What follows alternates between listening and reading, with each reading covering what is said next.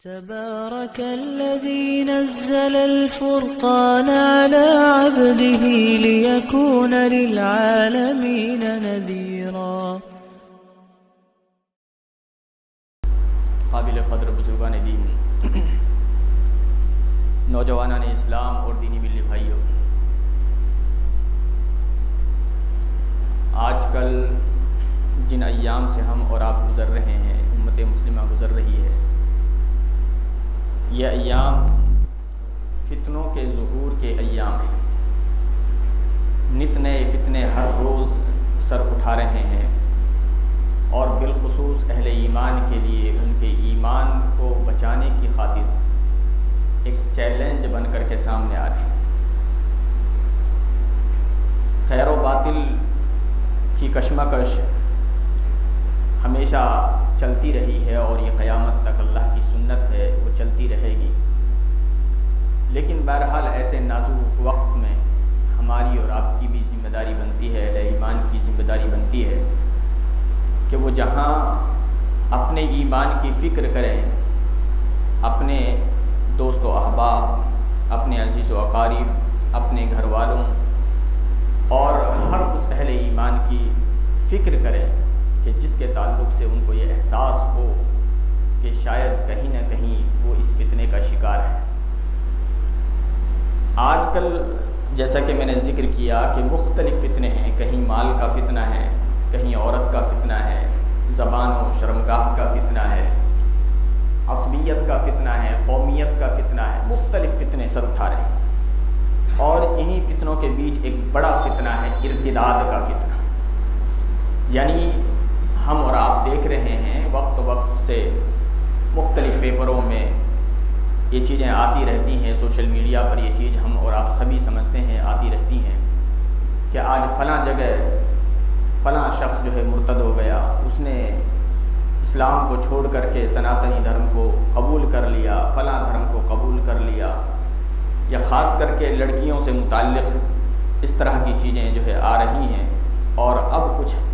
ایک منصوبہ بندی کے تحت اس کا شور اور چرچا کچھ زیادہ ہی بڑھا ہوا ہے۔ بہرحال ہمارے اور آپ کے لیے ایسے وقت میں یقیناً ایک فکر مندی کی ضرورت ہے، اور قرآن و سنت نے جو راہ دکھلائی ہے اس راہ پر چلتے ہوئے اپنے ایمان کی حفاظت کرنے کی ضرورت ہے۔ قرآن کریم کی ایک آیت میں نے خطبہ مسنونہ کے بعد پڑھی ہے جو کہ سورہ آل عمران کی آیت ہے۔ اس آیت میں اللہ تبارک تعالیٰ ارشاد فرماتا ہے وَمَا مُحَمَّدٌ إِلَّا رَسُولٌ قَدْ خَلَتْ مِن قَبْلِهِ الرُّسُلُ، محمد صلی اللہ علیہ وسلم محض ایک رسول ہیں، اسی طرح جس طرح سے آپ سے پہلے بھی بہت سے رسول آئے۔ فرمایا أَفَإِن مَاتَ أَوْ قُتِلَ، کیا بھلا اگر نبی وفات پا جائیں یا نبی کو شہید کر دیا جائے، انقلبتم علی اعقابکم، تو کیا تم اپنی ایڑیوں کے بل پیچھے کو پلٹ جاؤ گے، دین اسلام کو چھوڑ بیٹھو گے؟ اللہ نے فرمایا انقلبتم علی اعقابکم ومن ينقلب علی عقبیہ، سن لو جو شخص بھی یہ راستہ اختیار کرے گا کہ دین کو قبول کرنے کے بعد، نبی پر ایمان لے آنے کے بعد اس دین سے اپنا رشتہ توڑ لے گا، دین سے برگشتہ ہو جائے گا، فَلَن يَضُرَّ اللَّهَ شَيْئًا، وہ اللہ کا کچھ نہیں بگاڑے، اللہ کے دین کا وہ کچھ نہیں بگاڑ سکے گا۔ وَمَن يَنقَلِبْ عَلَىٰ عَقِبَيْهِ فَلَن يَضُرَّ اللَّهَ شَيْئًا، ہرگز دین اللہ رب العالمین کا وہ کچھ نقصان نہیں کرے گا۔ وَسَيَجْزِي اللَّهُ الشَّاكِرِينَ، اور اللہ رب العالمین شکر گزار بندوں کو بہترین بدلہ دے گا کہ جو فتنوں کے وقت میں، آزمائش کے وقت میں، مصیبت کے وقت میں، آزمائش امتحان کے وقت میں جو کھرے ثابت ہوئے، ثابت قدم رہے، ڈٹ کر کے جنہوں نے ان آلام و مصائب کا سامنا کیا، اپنے دین و ایمان کی حفاظت کی، وَسَيَجْزِي اللَّهُ الشَّاكِرِينَ، اللہ رب العالمین ایسے لوگوں کو خوب بدلہ دے گا، شکر گزار بندوں کو اللہ بدلہ دے گا۔ اس آیت میں غور کریں تو دو چیزوں کا، سب سے پہلے تو بلکہ آپ یہ جان لیں کہ اس آیت کا پس منظر کیا ہے۔ تعلق ہے دراصل اس آیت کا غزوہ احد سے۔ غزوہ احد جو دوسرا معرکہ کفر و اسلام کا ہوا جنگ بدر کے بعد، دوسری بڑی لڑائی اس جنگ سے اس کا تعلق ہے، اس آیت کا تعلق ہے۔ اصل میں ایک موقع پر اس غزوے کے اندر اللہ کے رسول صلی اللہ علیہ وسلم کے تئیں یہ افواہ اڑا دی گئی کہ نبی صلی اللہ علیہ وسلم وفات ہو گئی ہے، آپ کو شہید کر دیا گیا ہے، اور اس کی وجہ سے معاملہ یہ ہوا کہ اصحاب رسول صلی اللہ علیہ وسلم کے مجاہدین کے حوصلے ٹوٹ گئے اور وہ حواس باختہ ہو گئے، پریشان ہو گئے۔ عالم یہ تھا کہ میدان جنگ میں جن مرد مجاہدین کا معاملہ یہ تھا کہ وہ ٹکرا جاتے تھے، جم جاتے تھے، دشمن کا سامنا کرنے کے لیے ہر صورت کو فیس کرنے کے لیے تیار تھے، ان کے اندر ایک بھگدڑ کی صورت کیفیت جو ہے ہوگی، بھاگنے لگے۔ تو اس موقع سے اللہ رب العالمین نے اس آیت کو نازل فرمایا کہ محمد صلی اللہ علیہ وسلم اسی طرح سے محض ایک رسول ہیں جس طرح سے آپ سے پہلے آئے، بہت سے رسول آئے۔ کیا اگر نبی کی وفات ہو جاتی ہے تو تم اس طریقے سے الٹے قدم بھاگ کھڑے ہو؟ تو اللہ رب العالمین نے گویا سرزنش فرمائی، جو صورت حال پیدا ہوئی اس کے تعلق سے تنبیہ فرمائی، اور دو میسج اس آیت کے ذریعے سے واضح طور پر مسلمانوں کو دیے۔ ایک تو یہ کہ کسی بھی نبی اور کسی بھی رسول کی وفات کا مطلب یہ نہیں ہو جاتا ہے کہ ان کی وفات کے ساتھ ساتھ وہ ایمان اور دین جو لے کر کے وہ آئے وہ ختم ہو جاتا ہے، بلکہ ان کی وفات کے بعد بھی دین باقی رہتا ہے، دین زندہ رہتا ہے۔ اللہ نے دین کو آگے بڑھانے کا وعدہ فرمایا ہے بشرطے کہ اہل ایمان جو ہے ثابت قدم رہے۔ اور دوسرے یہ کہ اللہ رب العالمین نے اس بات کا بھی گویا اس آیت کے ضمن میں اس بات کا بھی اشارہ فرما دیا ہے کہ ہر زمانے میں ایسے لوگ رہے ہیں کہ جو کسی بھی نبی کی وفات کے بعد یا نبی کی وفات کے بعد کسی بھی زمانے میں بعد کے ادوار میں کچھ لوگ ایسے ہمیشہ رہیں گے کہ جو اپنے دین و ایمان سے پھر جائیں گے، جو مرتد ہو جائیں گے۔ اسی کو ارتداد کہا جاتا ہے، اور اسی حوالے سے آج کے اس خطبہ جمعہ میں کچھ باتیں آپ کے سامنے میری رکھنے کی کوشش ہے۔ تو ارتداد کا مطلب گویا یہ ہوتا ہے کہ آدمی اپنے اس دین سے، اپنے اس ایمان سے پھر جائے جو وہ ایمان اللہ اور اس کے رسول پر رکھتا تھا، جو وہ دین اپنائے ہوئے تھا، تو اس سے آدمی پلٹ جائے، واپس آ جائے، اسی کو جو ہے ارتداد کہا جاتا ہے۔ تو اس آیت کے اندر اللہ تبارک تعالیٰ نے اس تعلق سے بالکل واضح طور پر جو ہے میسج دے دیا، پیغام دے دیا کہ اگر تم ایسا کرتے ہو تو اللہ کا اس میں کچھ نہیں بگاڑتا، بلکہ اپنا ذاتی نقصان کرو گے۔ چنانچہ قرآن کریم کے اندر اگر ہم دیکھیں تو اس حوالے سے کہیں آگاہی کے طور پر، کہیں زجر و توبیخ کے طور پر جو ہے مختلف آیات میں اللہ تبارک تعالیٰ نے اس حوالے سے آگاہ کیا ہے، لوگوں کو متنبہ کیا ہے۔ قرآن کریم کی ایک آیت ہے جس آیت میں اللہ تبارک تعالیٰ واضح طور پر فرماتا ہے، یا ایھا الذین آمنوا من یرتد منکم عن دینہ فسوف یأتی اللہ بقوم یحبهم ویحبونہ اذلۃ علی المؤمنین اعزۃ علی الکافرین۔ فرمایا اے ایمان والو، تم میں سے جو بھی ایمان لے آنے کے بعد اپنے دین سے پھر گیا، واپس پلٹ گیا، تو اللہ رب العالمین ان قریب ایسی قوم کو لائے گا تمہاری جگہ پر کہ جن سے اللہ محبت کرے گا، جو اللہ سے محبت کرنے والی ہوں گی، جو باہم مومنین کے لیے، اہل ایمان کے لیے انتہائی نرم دل ہوں گے، نرم گوشہ رکھنے والے ہوں گے، اور کافرین کے لیے انتہائی سخت ہوں گے۔ اسی طرح سے اللہ تبارک تعالیٰ ایک جگہ فرماتا ہے وَمَن يَكْفُرْ بِالْإِيمَانِ فَقَدْ حَبِطَ عَمَلُهُ، کہ جو شخص ایمان سے کفر کر لے، ایمان کا انکار کر دے، تو ایسے شخص کے خواہ اس سے قبل کتنے بھی اچھے اور کتنے بھی زیادہ اعمال خیر کیوں نہ رہے ہوں، وہ تمام کے تمام اعمال جو ہے اکارت ہو جاتے ہیں، بیکار ہو جاتے ہیں۔ تو اللہ تبارک تعالیٰ نے گویا اس حوالے سے ہم کو اور آپ کو، رہتی دنیا تک کے انسانوں کو اس بات کو اچھی طریقے سے سمجھا دیا ہے کہ اگر ایمان لانے کے بعد ہم ایمان سے ہاتھ دھو بیٹھتے ہیں، اگر اپنے دین و اسلام سے پھر جاتے ہیں کسی بھی وجہ سے، تو تو پھر ایسی صورت میں نہ ہم اللہ اور اس کے رسول کا کچھ بگاڑتے ہیں، اپنا ذاتی نقصان کرتے ہیں، بلکہ ہمارے سابقہ نیک اعمال بھی بالکل اکارت ہو جاتے ہیں، بیکار ہو جاتے ہیں۔ اللہ کے رسول صلی اللہ علیہ وسلم کے زمانے میں اس طرح کے کچھ اکا دکا واقعات ہوئے کہ جب لوگ ایمان لے آنے کے بعد ایمان سے پھر گئے، بہت شاد و نادر اس طرح کی چیزیں جو ہے پیش آئی تھی، لیکن بہرحال پیش آئی۔ اللہ رب العالمین نے قرآن کریم کے اندر ان چیزوں کا ذکر کیا ہے، چنانچہ اس حوالے سے ایک آیت اور سماعت فرمائیں۔ اللہ تبارک تعالیٰ ارشاد فرماتا ہے ان الذین کفروا بعد ایمانہم ثم ازدادوا کفرا لن تقبل توبتہم واولئک هم الضالون، بے شک وہ لوگ جو ایمان لے آنے کے بعد کافر ہو گئے اللہ رب اور پھر کفر میں بڑھتے ہی چلے گئے، لن تقبل توبتہم، ان کا یہ جرم اللہ کے نزدیک اتنا بڑا ہے کہ اللہ تبارک تعالیٰ ان کی توبہ کو قبول نہیں فرماتا۔ اگر وہ کفر میں ہی اصرار کرے، کفر میں ہی جو ہے بڑھتا چلا جائے، اسی کو گلے لگائے رکھے، ورنہ تو آدمی اگر کسی بھی وجہ سے جو ہے اس طریقے سے کسی کے ورغلانے کی وجہ سے، کسی شبہ کی وجہ سے ایمان سے اس نے اپنا ہاتھ کھینچا، پھر اس کو کچھ سمجھ میں آیا، پلٹ آیا، ایسے واقعات موجود ہیں۔ عبداللہ بن ابی سرح نامی ایک صحابی جو اللہ کے رسول صلی اللہ علیہ وسلم ہی کے زمانے میں آپ ہی کی حیات میں یہ واقعہ ان کے ساتھ پیش آیا کہ وہ ایمان سے پھر گئے، لیکن اس کے بعد ان کو چیزیں سمجھ میں آئی کہ میں نے کتنا بڑا اپنا نقصان کر لیا۔ وہ بھاگے ہوئے اللہ کے رسول صلی اللہ علیہ وسلم کی خدمت میں پہنچے، توبہ کا اہتمام اس نے کیا،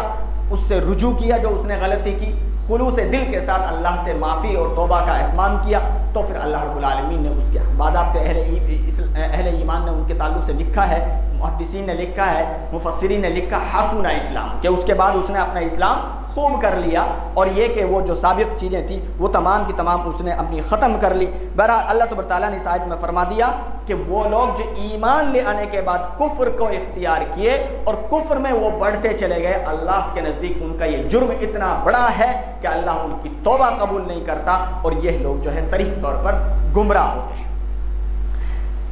اللہ کے رسول صلی اللہ علیہ وسلم کی وفات کے بعد عہد ابی بکر یعنی ابو بکر صدیق رضی اللہ تعالیٰ عنہ کا زمانہ، جو نبی کائنات صلی اللہ علیہ وسلم کے بعد سب سے پہلا ایک طرح سے زمانہ ہے، اور اصحاب رسول صلی اللہ علیہ وسلم نے جہاں سے باغ ڈور سنبھالی سب سے پہلے ابو بکر صدیق رضی اللہ تعالیٰ عنہ ہی کے ہاتھ میں زمانے حکومت آتی ہے۔ آپ کے زمانے میں 3 بڑے چیلنجز جو ہے سامنے کھڑے ہوئے، 3 بڑے چیلنجز سامنے آ گئے۔ ایک مرتدین کا چیلنج سامنے آ گیا، یعنی بڑی تعداد میں لوگ ادھر ادھر سے جو ہے خبریں آتی کہ فلاں گاؤں سے فلاں دیہات سے جو ہے لوگ ایمان کو چھوڑ بیٹھے ہیں، اسلام سے جو ہے پھر گئے ہیں۔ یا اسی طریقے سے ایک چیلنج مانعین زکوٰۃ کا سامنے آ گیا، مانعین زکوٰۃ کہ جنہوں نے زکوٰۃ دینے سے انہوں نے گویا اس بات کا اظہار تو کیا کہ ہم نمازیں پڑھیں گے، ہم روزے رکھیں گے، دیگر جو شعائر اسلام ہیں ہم وہ سب کریں گے، لیکن ہم زکوٰۃ نہیں دیں گے۔ ایک مانعین زکوٰۃ کا جو ہے چیلنج سامنے آ گیا۔ اسی طریقے سے جھوٹے نبوت کے دعویداروں کا بھی ایک چیلنج سامنے آ گیا۔ ابو بکر صدیق رضی اللہ تعالیٰ عنہ کا زمانہ ہے، ابھی نبی صلی اللہ علیہ وسلم کی وفات ہوئی ہے، تو 3 یہ بڑے بڑے چیلنجز سامنے آئے، اور عالم نزاکت کا سنگینی کا یہ تھا کہ اس وقت خاص کر کے جو مانعین زکوٰۃ کا جو گروپ تھا اس کے حوالے سے اکثر صحابہ کی یہ رائے تھی کہ ٹھیک ہے اور لوگوں سے ذرا مقابلہ کیا جائے، لیکن ان سے ذرا کمپرومائز رکھا جائے، ان پر ذرا نرم پہلو اختیار کیا جائے، نرم رویہ اختیار کیا جائے کہ جو زکوٰۃ کے تعلق سے، کیونکہ کم سے کم نمازیں تو پڑھ رہے ہیں، زکوٰۃ تو وہ جو ہے روزے تو وہ رکھ رہے ہیں، دیگر شعائر اسلام کو تو وہ اختیار کر رہے ہیں، صرف زکوٰۃ ہی نہیں دے رہے، تو اس کی وجہ سے ان کے ساتھ ذرا چونکہ دوسرے جو چیلنجز ہیں ان کو ہی فیس کرنا اپنے آپ میں ایک بڑی بات ہے، تو ان پر جو ہے فوکس کیا جائے، ان پر زیادہ توجہ دی جائے۔ لیکن ابو بکر صدیق رضی اللہ تعالیٰ عنہ کو اللہ نے وہ عزم و حوصلہ عطا کیا کہ آپ نے 3 محاذوں پر باضابطہ فوجیں بھیجی۔ عالم یہ تھا، آپ ذرا اندازہ کریں، عمر فاروق رضی اللہ تعالیٰ عنہ جیسے جلیل القدر صحابی جو اپنے جلال اور رعب کے لیے ہمیشہ جانے گئے ہیں تاریخ اسلام کے اندر، نزاکت کی وجہ سے ان کی بھی رائے یہ تھی کہ مانعین زکوٰۃ کے تعلق سے اس وقت جو ہے ان سے جو ہے سامنا نہ کیا جائے، ان کے ساتھ ذرا نرمی کا رویہ اختیار کیا جائے۔ باضابطے لوگوں نے بھیجا اس موقع پر ابو بکر صدیق رضی اللہ تعالیٰ عنہ کے پاس عمر فاروق رضی اللہ تعالیٰ عنہ کو کہ ذرا سمجھائیں۔ عمر فاروق رضی اللہ تعالیٰ عنہ نے آ کر کے اپنی بات کو، لوگوں کی تشویش کو جو ہے رکھا، تو اس وقت جو تاریخی جملہ ابو بکر صدیق رضی اللہ تعالیٰ عنہ نے عمر فاروق رضی اللہ تعالیٰ عنہ سے کہا تھا وہ یہ کہ اجبار فی الجاہلیت وحوار فی الاسلام، کیا تم جاہلیت کے اندر تو بڑے سخت تھے اور اسلام لانے کے بعد نرم دل بن جا رہے ہو؟ ابو بکر صدیق رضی اللہ تعالیٰ عنہ جو اپنی نرم روی کے لیے جانے گئے ہیں، عمر فاروق رضی اللہ تعالیٰ عنہ جو اپنی سختی کے لیے جانے گئے ہیں، یعنی بالکل الٹا معاملہ جو ہے ہوا پڑا تھا۔ عمر فاروق رضی اللہ تعالیٰ عنہ کا اس حوالے سے بیان ہے کہ ابو بکر صدیق کا عزم دیکھ کر کے میرا دل کھل گیا، اور اس کے بعد میں نے پلٹ کر کے لوگوں کو سمجھایا کہ ہاں واقعی مسئلہ اتنا آسان نہیں ہے جو ہم سمجھ رہے ہیں۔ زکوٰۃ کا معاملہ بھی ایک رکن اسلام کا معاملہ ہے، لہذا ان لوگوں سے بھی اسی طریقے سے فیس کیا جائے گا جس طریقے سے دوسرے لوگوں کا مقابلہ کیا جانا ہے۔ چنانچہ ابو بکر صدیق رضی اللہ تعالیٰ عنہ نے تینوں محاذوں پر جو ہے جنگ کی، اور تینوں محاذوں پر دوبارہ صرف 2 سال کی مدت کے اندر ابو بکر صدیق رضی اللہ تعالیٰ عنہ کی مدت خلافت کوئی بہت زیادہ نہیں ہے، صرف 2 سال کے اندر دوبارہ وہی صورتحال پیدا ہو گئی جو نبی صلی اللہ علیہ وسلم کے زمانے میں تھی۔ حاصل یہ ہے، سمجھانا یہ ہے کہ یہ آج کل جو ہم ایک طرح سے یہ ایک دیکھ رہے ہیں کہ ایک سلسلہ اور ایک منصوبہ بندی کے ساتھ ایک تحریک چل رہی ہے، ایک مشن چل رہا ہے کہ مسلمانوں کو ان کے دین سے ورغلانے کے لیے، ان کے دین و ایمان کو ان کی فکر میں کم کرنے کے لیے آج مختلف تحریکیں کام کر رہی ہیں۔ تو یہ چیزیں جو ہے اللہ کے رسول صلی اللہ علیہ وسلم کے زمانے میں بھی پیش آئی تھی،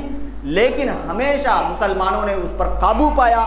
آج بھی ضرورت اسی بات کی ہے کہ ہم اپنے ایمان، اپنے دین کو پڑھیں صحیح معنوں میں۔ اگر اپنے دین کا ہمیں نالج ہو، اپنے دین کا صحیح معنوں میں علم ہو، تو محاسن اسلام کی خوبصورتیوں کو سمجھنے کے بعد مطلب ہی نہیں بنتا کہ آدمی جو ہے کسی دوسرے دھرم کو اختیار کرنے والا بن جائے۔ وہ دھرم کہ جو بالکل قصے کہانیوں پر جو ہے، جس کی بیس اور بنیاد ہے، جس کی کوئی حقیقت نہیں، جس کی کوئی اساس اور بنیاد نہیں، آدمی اسلام جیسے خوبصورت اور بہترین دین کو چھوڑ کر کے اس کو کیسے اختیار کر سکتا ہے؟ ظاہری کچھ مفادات ہوتے ہیں کہ جن کو اختیار کر کے آدمی جو ہے اس طرح سے اپنے دین و ایمان کا، اپنے ضمیر کا سودا کرتا ہے۔ تو اس حوالے سے اس موضوع کو چھیڑنے کا مقصد آج کے اس خطبہ جمعہ میں مقصود یہی ہے کہ ہم اپنے دین کو پڑھیں، اسلام کو سمجھیں، کہ اللہ کا شکر ادا کریں کہ اللہ نے کتنا خوبصورت دین ہمیں عطا کیا ہے، کہ اگر اس دین پر جب تک رہے اور جو کچھ آزمائشیں، جو کچھ حالات ہمارے سامنے آئے، انشاءاللہ اصل تو اللہ کا وعدہ ہے، اگر مضبوط ایمان ہمارا رہا، وَأَنْتُمُ الْأَعْلَوْنَ إِن كُنْتُم مُؤْمِنِينَ، اللہ فرماتا ہے تم ہی سربلند رہوگے بشرطے کہ تم مومن ہو۔ مومن کو اللہ جو ہے تنہا نہیں چھوڑتا، بے یار و مددگار نہیں چھوڑتا۔ یہ تاریخ رہی ہے، یہ سنت اللہ رہی ہے، اللہ کی مدد اور اس کی نصرت ضرور آتی ہے۔ اور یہ کہ اگر کچھ آزمائشیں آئی تو یہ آزمائشوں کا آنا، یہ امتحانات کا آنا، ابتلاؤں کا آنا، یہ کوئی نئی بات نہیں ہے۔ آج سے کہیں زیادہ اصحاب رسول صلی اللہ علیہ وسلم، تابعین، تبع تابعین، ائمہ اعظام کا جو دور تھا، جو ہم سے کہیں پاکیزہ اور بہتر دور تھا، جن دوروں کی گواہی خود نبی کائنات صلی اللہ علیہ وسلم نے دی، ان دوروں کے اندر بھی اہل ایمان کو آزمایا گیا ہے، سختی کے ساتھ آزمایا گیا ہے، ان پر بڑی بڑی پریشانیاں آئی ہیں۔ لہذا اس طرح سے ہم اپنے دین و ایمان کا سودا نہ کریں، بلکہ اپنے ایمان پر ثابت قدم رہیں، اللہ سے دعا کریں، اللہم ثبت قلبی علی دینک، اے اللہ میرے دین کو، میرے قلب کو، میرے جو ہے دل کو اپنے دین پر ثابت قدمی عطا فرما۔ اس نازک وقت میں اللہ میرے ایمان کی جو ہے حفاظت فرما، اپنے لیے جو ہے دعائیں بھی کریں۔ تو یہ منصوبہ بندیاں، جال سازیاں جو ہے چل رہی ہیں، اور اگر ایک مومن اپنے دین سے واقف ہو، اپنے دین کی اساس اور بنیادوں سے واقف ہو، کوئی مطلب نہیں بنتا کہ وہ شخص جو ہے اپنے دین کا سودا کر لے۔ اور یہ بات بھی جان لیجئے کہ اگر ہم اپنے دین سے برگشتہ ہوتے ہیں، تو یہ نہ سمجھیں کہ ہمارے جو ہے چلے جانے سے، ہمارے پھر جانے سے، مسلمانوں کی کثرت کے ساتھ جو ہے واپس ہو جانے سے اس دین کا کچھ بگڑنے والا ہے۔ اللہ نے ایک جگہ اور فرمایا وَإِن تَتَوَلَّوْا يَسْتَبْدِلْ قَوْمًا غَيْرَكُمْ ثُمَّ لَا يَكُونُوا أَمْثَالَكُمْ، اور اگر تم منہ پھیر لیتے ہو اللہ ایسی قوم کو لائے گا جو تم جیسے نہیں ہوں گے۔ آج یہ چیز ہے کہ جہاں ایک طرف اہل ایمان جو بظاہر اپنے آپ کو اہل ایمان کہتے ہیں، سچی بات یہ ہے کہ وہ لوگ صحیح معنوں میں مومن ہیں ہی نہیں۔ گاؤں دیہاتوں کے اندر عموماً یہ چیزیں جو ہے پیش آ رہی ہیں، ایسی جگہ کہ جہاں پر وہ پہلے سے ہی آدھے تیتر آدھے بٹیر والی بات ہے کہ وہ باضابطے پہلے سے ہی وہ ایمان کیا ہے، دین کیا ہے، بس اتنا جانتے ہیں کہ ہم مسلمان ہیں، لیکن ایمان اور اسلام ہے کیا اس کے بارے میں ان کو کچھ پتہ ہی نہیں ہے۔ وہ ہولی بھی مناتے ہیں، وہ ساری رسمیں جو ارد و گرد جو ان کے قرب و جوار میں کی جا رہی ہے وہ ان کو خوب شوق و ذوق کے ساتھ مناتے ہیں۔ تو ایسے لوگوں کا معاملہ یہ عموماً جو ہے اس طریقے سے جو سامنے آ رہا ہے، اکثر و بیشتر اس طرح کے لوگوں کے معاملات ہیں، اور اسی طریقے سے کچھ ایسے مفاد پرستوں کا جو ہے یہ معاملات، یہ مفاد پرستوں کے یہ معاملات ہیں کہ جو مادیت کی وجہ سے، چند پیسوں کی وجہ سے وہ ایک طرح سے اس دنیا کی خاطر جو ہے اپنے دین و ایمان کا سودا کر لیتے ہیں۔ لیکن یہ وقت بہرحال اس میں کوئی شک نہیں کہ یہ فتنوں کا دور ہے، اور ایک ایسا دور ہے کہ جس کے حوالے سے اللہ کے رسول صلی اللہ علیہ وسلم نے خود فرمایا یصبح الرجل مومنا ویمسی کافرا، آدمی ایک وقت ایسا آئے گا کہ اس وقت آدمی صبح کرے گا ایمان والے ہونے کی حالت میں مومن ہوگا، شام کو کافر ہو جائے گا، شام کرے گا مومن ہونے کی حالت میں، صبح کافر ہو جائے گا۔ تو یقیناً آج کل یہ کچھ بعید نہیں ہے کہ یہی تقریباً جو ہے حالت، آدمی کو ذرا سا مفاد مل جائے، لالچ کہیں سے جو ہے اس کو دے دی جائے، اس سے کچھ بھی کہلوا لو۔ بڑے بڑے اسپیکر جو ہے آج کل جو ہے اس طرح کی لچھے دار تقریریں اور بیانات دے رہے ہیں، ظاہری طور پر مکھوٹا اسلام اور مسلمانوں کا پہنا ہوئے ہیں، لیکن اسلام سے اور مسلمانوں سے ان کا کوئی تعلق نہیں ہے۔ بہرحال اس حوالے سے ہمیں جاننے کی ضرورت ہے۔ اور ایک اور بات، عموماً اس وقت جو اسلام سے پھرنے کی جو اسباب و وجوہات ہیں، جہاں دشمن کی غلط پروپیگنڈے ہیں، ان کی منصوبہ بندیاں ہیں، وہ اس کی وجہ سے بعض لوگ جو ہے ان کے فریب میں آ جاتے ہیں۔ وہیں پر ایک بڑی وجہ خاص کر کے ہماری بچیوں سے متعلق یا بچوں سے بھی متعلق ہے، غلط بچوں کے تعلق سے بھی غلط نہیں ہے، عشق و عاشقی کا جو فریب ہے، محبتوں کا کے جو چکر ہیں کہ چونکہ ایجوکیشن ہم حاصل کر رہے ہیں، مختلف کالجز میں ہم اپنی بچیوں کو بھیج رہے ہیں، یونیورسٹیز میں جو ہے بھیج رہے ہیں، اور وہاں پر ایک ہی بینچ پر، ایک ہی کلاس کے اندر، بلکہ کتنے بچے تو ایسے ہوتے ہیں کہ وہ جس سے جو ہے قریب ہوتے ہیں، جس سے محبت رکھتے ہیں، وہ ان کو ریسیو کرتے ہیں، کتنی مرتبہ، یعنی ایک اچھے خاصا ٹائم کو وہ بتا رہے ہوتے ہیں، تو ان کے بیچ میں جو شناسائی ہوئی، جو محبت کا ایک جو ہے واسطہ ان کے بیچ میں پیدا ہوا، اس محبت کو پانے کے چکر میں مسلمان لڑکی ہوتی ہے تو کافر سے شادی کر لیتی ہے، مسلمان لڑکا ہوتا ہے وہ اگر کسی نان مسلم لڑکی کے ساتھ اس کا رشتہ استوار ہوا، اس کو محبت پیدا ہوئی تو وہ اس سے شادی کر لیتا ہے، صرف اور صرف اس محبت کو پانے کے چکر میں۔ اس حوالے سے میرے بھائیو جان لو، قرآن کریم کے اندر واضح طور پر اللہ تبارک تعالیٰ نے جو ہے پیغام دیا وَلَا تَنْكِحُوا الْمُشْرِكَاتِ حَتَّى يُؤْمِنْ،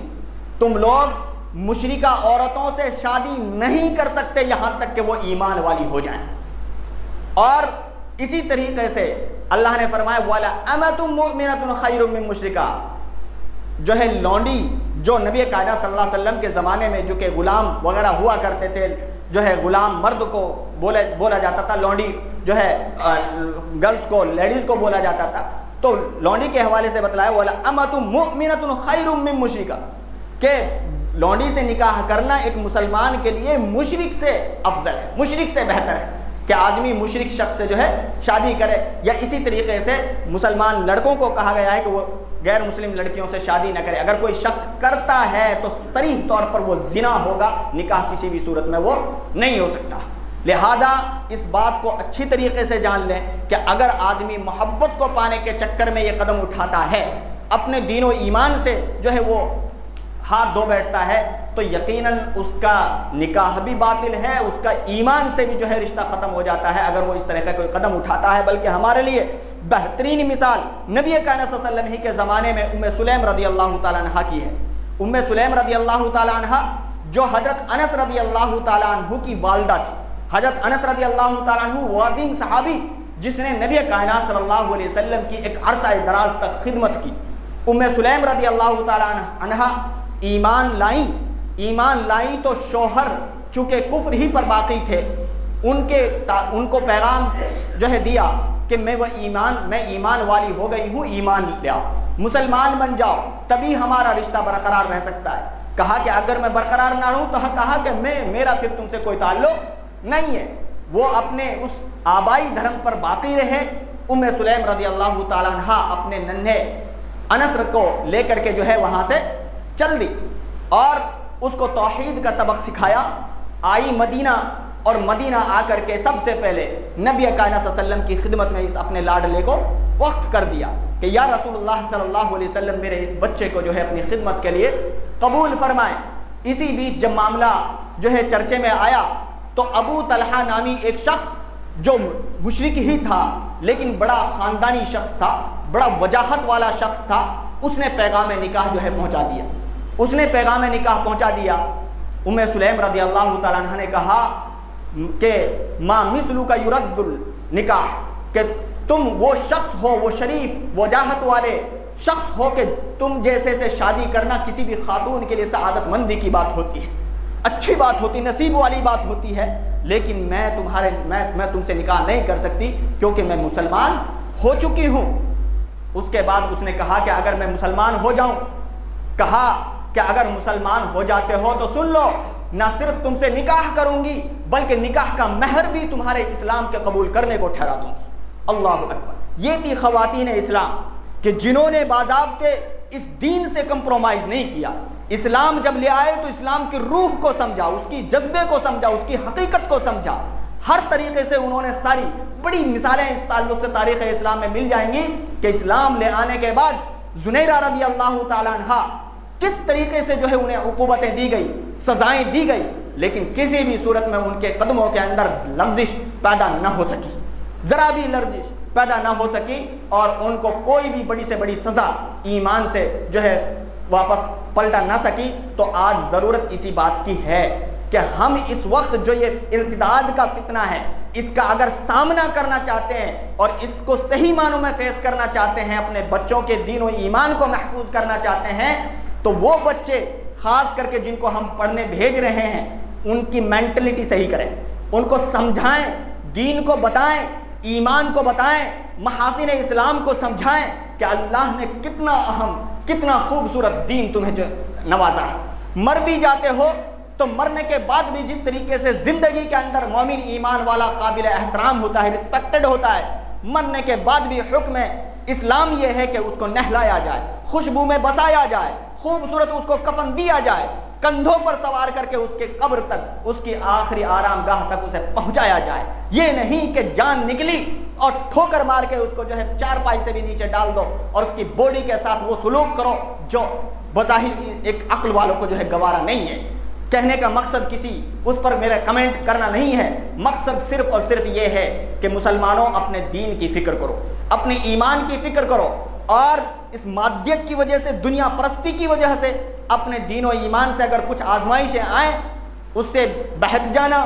اپنے دین و ایمان کا سودا کر لینا یقیناً سب سے بڑا خسارے والی بات ہے، اور یہ وہ خسارہ ہے جس کی بھرپائی کسی بھی صورت میں جو ہے نہیں ہو سکتی۔ دعا ہے کہ رب العالمین ہم سب کو قرآن و سنت کی صحیح فہم عطا فرمائے، الہ العالمین ہم سب کو اپنے دین کو محفوظ کرنے کی توفیق عطا فرمائے، اپنے بچوں کی فکر کرنے کی توفیق عطا فرمائے، ان کی صحیح تربیت کرنے کی توفیق عطا فرمائے۔ آمین وآخر دعوانا ان الحمد للہ رب العالمین۔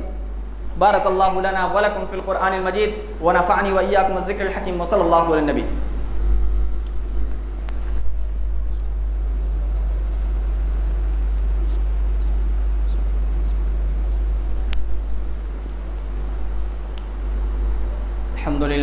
الحمد للہ نحمده ونستعینه ونستغفره ونؤمن